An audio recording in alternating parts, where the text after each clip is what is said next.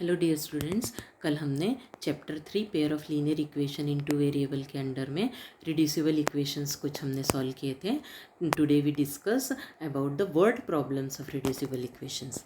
First, example 19, a boat goes 30 km upstream and 44 km downstream in 10 hours. In 13 hours, it can go 40 km upstream and 55 km downstream. Determine the speed of stream and that of the boat in still water. तो यहाँ पे ध्यान दीजिए. सबसे पहले हम upstream और downstream को सब पहले समझेंगे. अपस्ट्रीम मीन्स बोट यदि पानी के डायरेक्शन के अपोजिट डायरेक्शन में यदि बोट जाती है तो हम उसको अपस्ट्रीम बोलते हैं. That means boat goes in opposite direction of stream. Stream means पानी. पानी का जो डायरेक्शन है उसके अपोजिट डायरेक्शन में बोट जा रही है, मतलब उसको हम अपस्ट्रीम बोल रहे हैं. तो यहाँ पे डायग्राम में देखिए, पानी का डायरेक्शन राइट साइड में है और बोट का डायरेक्शन लेफ्ट साइड में है. तो बोट की जो स्पीड होती है, जो स्टिल वाटर मतलब शांत पानी में जो बोट की स्पीड होती है वो उसकी एक्चुअल स्पीड होती है. तो सपोज हम एज्यूम करते हैं कि speed of boat in still water x km/h है और speed of water that means speed of stream y km/h है. तो डाउन स्ट्रीम की अपस्ट्रीम की कंडीशन में बोट x km/h की स्पीड से जा रही है, पर वाटर उसको y km/h की स्पीड से पीछे ढकेल रहा है क्योंकि दोनों की डायरेक्शन अपोजिट है. तो पानी की स्पीड बोट की स्पीड को कम करेगी. सो अपस्ट्रीम के कंडीशन में बोट की स्पीड कितनी हो जाएगी? x - y km/h. Speed of boat in upstream x - y km/h. Now in downstream मतलब बोट की स्पीड, बोट का डायरेक्शन और पानी वाटर का डायरेक्शन एक ही साइड होगा, मतलब एक ही डायरेक्शन में दोनों होंगे, तो अब हम बोलेंगे कि वो डाउनस्ट्रीम पोजीशन है. Boat goes in the same direction of stream, that is the downstream position. अब यहाँ डायग्राम में देखिए, बोट और स्ट्रीम दोनों भी राइट साइड में, दोनों का डायरेक्शन राइट साइड में है. अब यदि बोट की स्पीड x km/h है और स्ट्रीम की स्पीड y km/h है, तो बोट की speed, actual speed x kilometre है, पर वाटर उसको y km/h की स्पीड से और आगे ढकेल रहा है. उसको आगे ढकेल रहा है, मतलब उसकी स्पीड को बढ़ा रहा है. So speed of boat in down stream x + y km/h. तो इसकी हेल्प से हम अब क्वेश्चन सॉल्व कर सकते हैं. ना सॉल्यूशन. क्वेश्चन में हमको फाइंड आउट करना है speed of boat in still water. Late the speed of boat in still water x km/h and speed of stream means water, speed of water y km/h है. तो हमने अभी देखा speed of boat in upstream में speed की boat कम होती है, x - y km/h. यहाँ पे स्टूडेंट एक बात ध्यान देना है, हमको हमेशा बोट की स्पीड स्ट्रीम की स्पीड से ज़्यादा ही होती है. हम जो भी क्वेश्चन यहाँ सॉल्व कर रहे हैं उसमें बोट की स्पीड हमेशा स्ट्रीम की स्पीड से ज़्यादा होगी.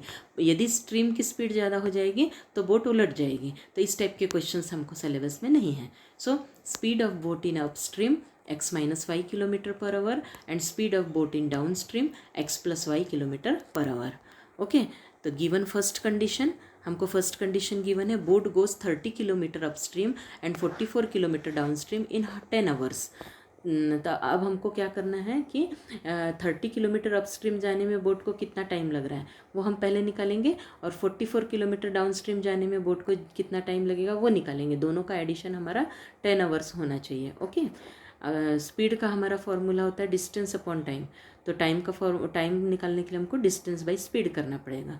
Now time taken by boat to cover 30 km distance in upstream equals to distance by speed. That means distance 30 km है और अपस्ट्रीम की स्पीड है x - y. सो टाइमिंग कितना हो जाएगा? 30 - x - y hours. 30/x - y hours. अब से time taken by boat to cover 44 km distance in down stream. अब डाउन स्ट्रीम में कितना 44 km जाने के लिए टाइम कितना लगेगा? Distance by speed. डिस्टेंस है 44 और डाउन स्ट्रीम की speed x + y. So 44/x + y hours. अब ये दोनों का एडिशन 10 hours होना चाहिए. So 30/x - y + 44/x + y is equals to 10. Equation 1.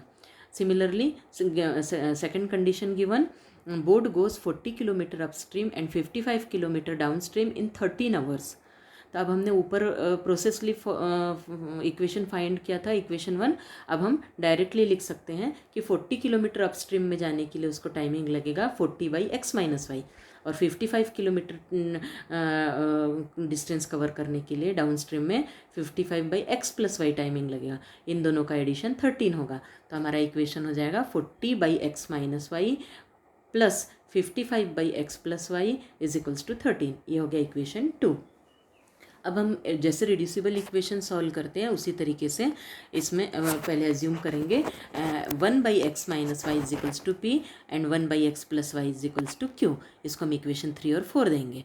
हाँ, अब हमारा इक्वेशन 1 कन्वर्ट हो जाएगा 30p + 44q is equals to 10, and equation 2 convert हो जाएगा 40p + 55q is equals to 13। अब हम इसको इक्वेशन 5 और 6 देंगे। स्टूडेंट्स, अब हम देख रहे हैं कि यहाँ पे न p के कोफिशिएंट इक्वल है न q के। तो यदि हम सपोज p के कोफिशिएंट इक्वल करना चाहें तो इक्वेशन 5 को 40 से और इक्वेशन 6 को 30 से मल्टीप्लाई कर सकते हैं। सो इक्वेशन 5 मल्टीप्लाइड बाई 40, तो 40 इंटू 30 1200 होगा। स्टूडेंट्स, यहाँ पे हमने गलती से 120 लिख दिया है, तो यहाँ पे करेक्ट कर लीजिए। 1200 मतलब 1200p plus 1760q is equals to 400 होगा। ओके, अब 30 इक्वेशन 6 मल्टीप्लाइड बाई 30 करेंगे तो यहाँ पे भी 1200p आना चाहिए, plus 1650q is equals to 390। इसको हम इक्वेशन 7 और 8 देंगे। अब इक्वेशन 5, 6, 7, 8 में कन्वर्ट हो गया। अब दोनों इक्वेशन को यदि हम सब्ट्रैक्ट करें तो इक्वेशन 7 माइनस इक्वेशन 8, यहाँ पे करेक्शन करिए। 1200 p plus 1760 q is equals to 400 and 1200 p plus 1650 q is equals to 390।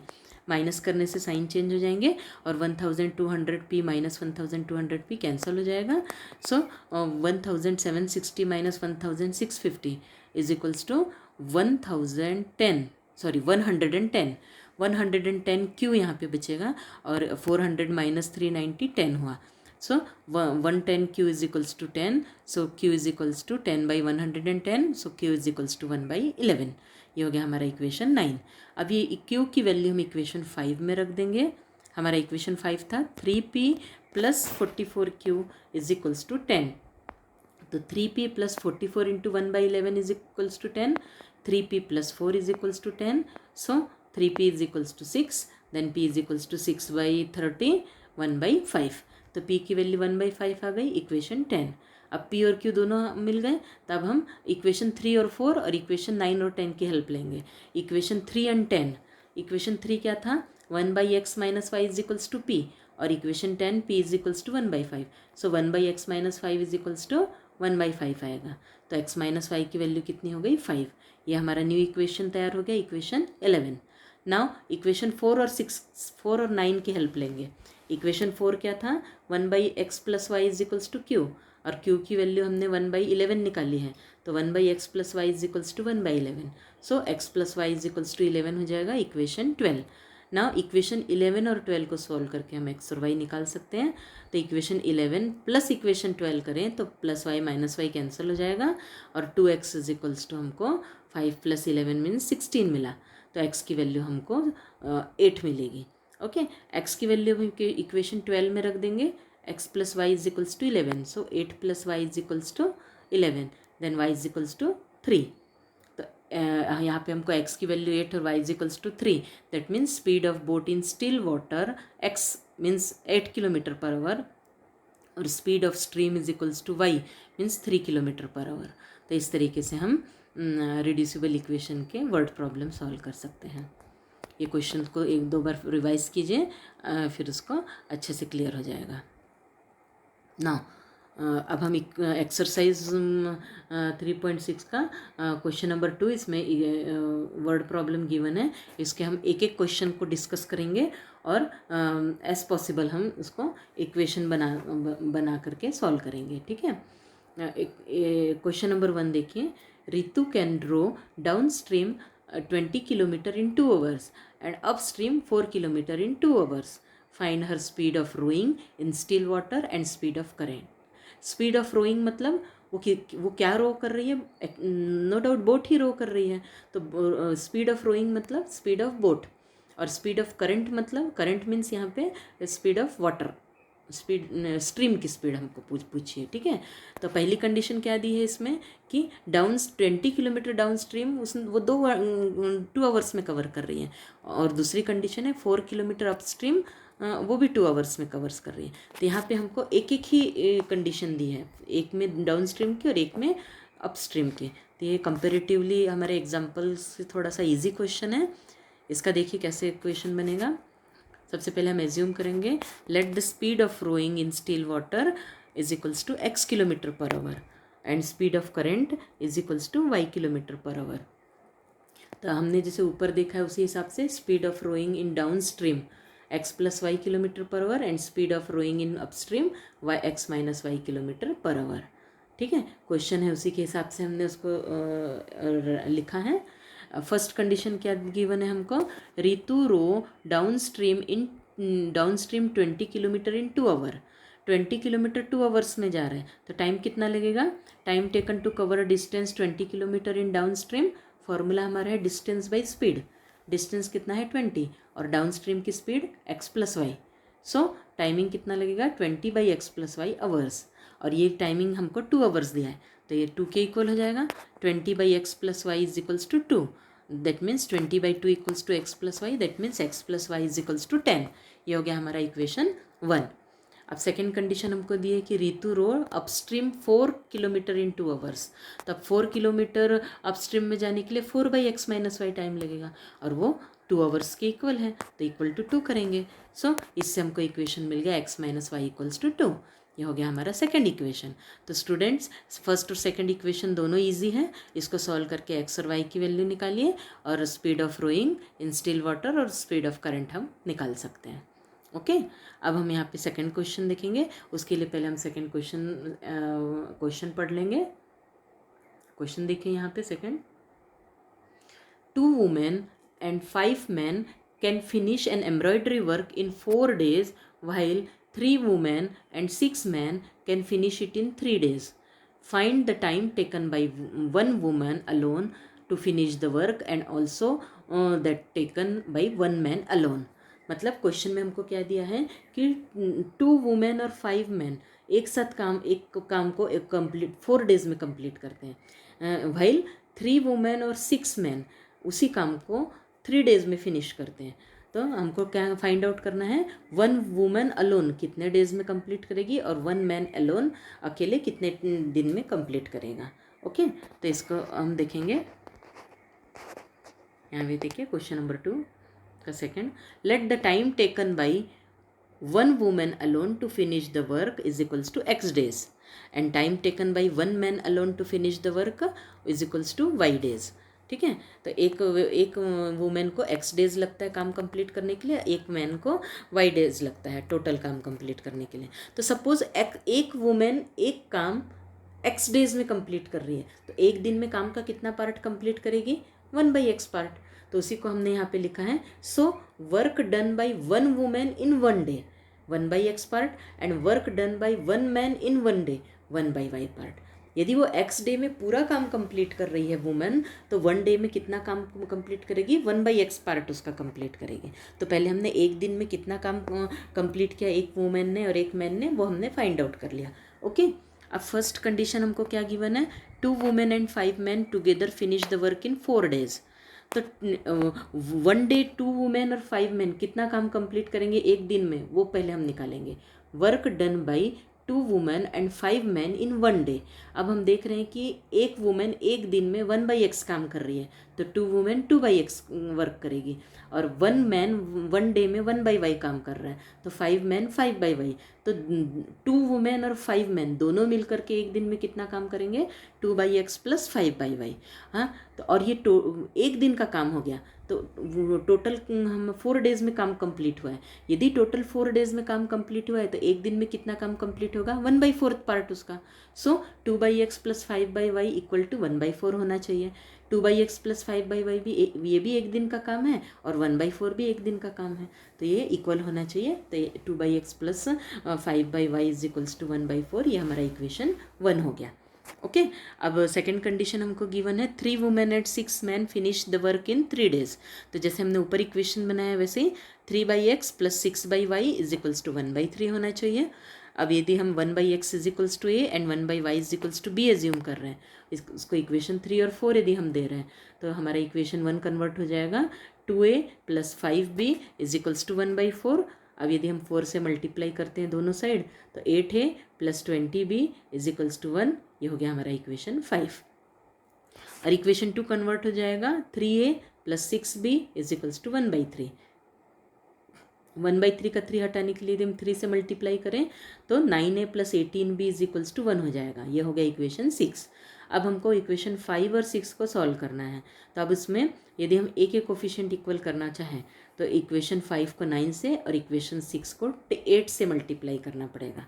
So equation 5 multiplied by 9 72a plus 180b is equals to 9 होगा। और equation 6 multiply by 8 72a plus 144b is equals to 8 हो जाएगा। Equation 7 और 8।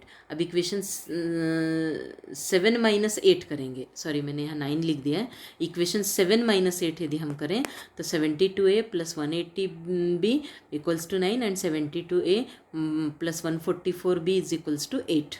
ठीक है, तो इसको यदि हम सॉल्व करें तो 7 माइनस करने से साइन चेंज हो जाएंगे। तो 72 minus 72 cancel, 180 minus 144 36b and 9 minus 8 1। So b is equals to 1/36। ये हो गया हमारा इक्वेशन 9। अब इसकी वैल्यू हम इक्वेशन 6 में रख देते हैं। 9a plus 18b is equals to 1, ये हो गया इक्वेशन 6। इसमें b की वैल्यू रख रहे हैं 9a प्लस 18 इंटू 1/36 इज इक्वल्स टू 1।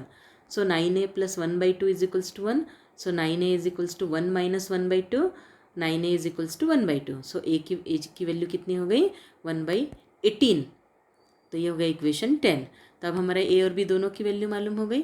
तो इक्वेशन 3 और इक्वेशन 10 को यदि हम कंपेयर करें तो इक्वेशन 3 हमको गिवन है 1/x is equals to a, तो 1/x इज इक्वल्स टू 1/18 हो जाएगा। तो x की वैल्यू 18 आ गई। और इक्वेशन 4 और 9 को कंपेयर करें तो इक्वेशन 4 है 1/y is equals to b और हमको b की वैल्यू 1/36 है। So 1/y is equals to 1/36, then y is equals to 36। So 1 women alone finish the work in 18 days and 1 man alone finished the work in 36 days. This is our answer. Now third question. अब पहले हम third question पढ़ लेते हैं। See here, third question. Ruhi travels 300 km to her home partly by train and partly by bus. She takes 4 hours if she travels 60 km by train and the remaining by bus.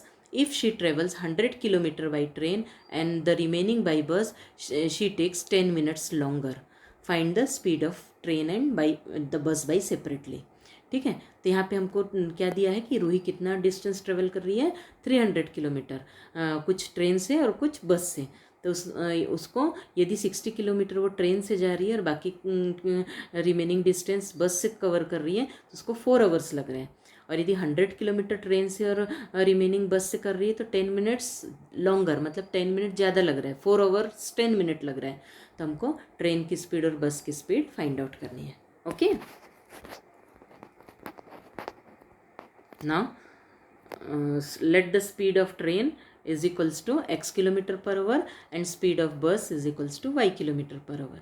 अब हमको total distance traveled given है 300 kilometer. Now first condition is given, it takes 4 hours if Ruhi travels 60 kilometer by train and remaining by bus. तो सबसे पहले train 60 kilometre cover करने के लिए कितना टाइमिंग लगा और बस से कितना टाइमिंग लगा, दोनों टाइमिंग सेपरेट निकालेंगे। So time taken by train to cover 60 kilometer distance is equals to distance by speed. Distance है 60 किलोमीटर एंड स्पीड है ट्रेन की x, तो 60 by x आवर्स लगेगा। And time taken to cover remaining कितना बचा, 300 में से 60 गया 240 kilometre. 240 kilometre distance by bus, distance by speed, तो 240 by y, क्योंकि बस की स्पीड y है तो 240 by y आवर्स लगेगा। सो और ये दोनों टाइमिंग का एडिशन हमको 4 आवर्स दिया है। So 60 by x plus 240 by y is equals to 4। अब यदि हम दोनों साइड 4 से डिवाइड करें तो 15 by x plus 58 by y is equals to 1, ये हमारा इक्वेशन 1 होगा। और सेकंड कंडीशन हमको क्या गिवन है, if she travel 100 kilometre by train and remaining by bus she takes 10 minute longer. 10 minute longer मतलब टोटल टाइम कितना हुआ, 4 hours 10 minute। 4 hours 10 minute means 4 + 1 10/60 means 4 + 1/6। 4 × 4:1/6 मतलब 25/6 आवर्स लग रहे हैं टोटल। ओके तो 100 किलोमीटर ट्रेन से जाने में 100/x टाइमिंग लगेगा और रिमेनिंग 200 किलोमीटर बस से जाने में 200/y टाइमिंग लगेगा और इनका एडिशन 25/6 होना चाहिए। सो 100/x + 200/y = 25/6। अब दोनों साइड यदि हम 25 से डिवाइड कर दें तो 4/x + 8/y = 1/6 आएगा। ये हो गया हमारा इक्वेशन 2। तो अब इस टाइप के इक्वेशन आपने ऑलरेडी सॉल्व किए हैं, तो ये दोनों इक्वेशन को 1/x को a और 1/y को b एज्यूम करके ये दोनों इक्वेशन सॉल्व कीजिए और x y की वैल्यू फाइंड आउट करिए और आंसर आपको निकालना है। तो ये सारे क्वेश्चंस आपको कंप्लीट करने हैं, एक्सरसाइज कंप्लीट करनी है और इसी के साथ हमारा आज ये चैप्टर भी कंप्लीट हो रहा है और उसके ऑप्शनल एक्सरसाइज के कुछ क्वेश्चन सॉल्व करने का प्रयास कीजिए और यदि कुछ प्रॉब्लम हो तो आप पूछ सकते हैं। Thank you.